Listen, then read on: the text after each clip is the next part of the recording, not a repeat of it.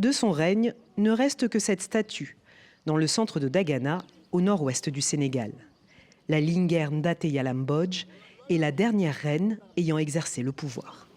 Née en 1810, d'une lignée où l'autorité est transmise de mère en fille, elle s'oppose au tout-puissant gouverneur Louis Faidherbe, alors en pleine conquête coloniale.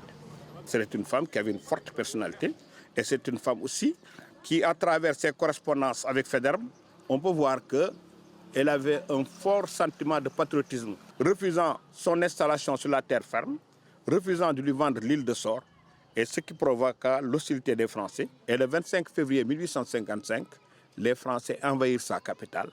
Et malgré une résistance acharnée, où il y a eu plusieurs centaines de morts, elle sera vaincue et forcée à s'exiler.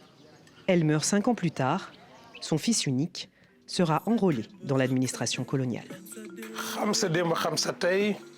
L'épisode d'aujourd'hui sera consacré à la Linguère Ndateya Lambodj.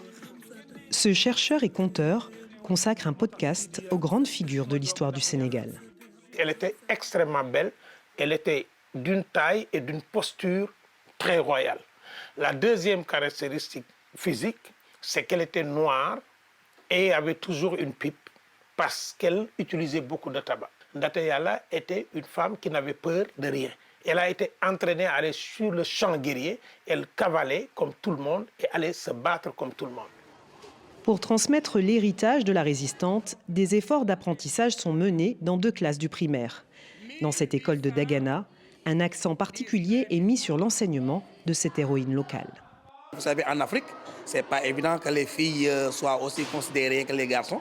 Mais aujourd'hui, on veut faire la promotion des filles.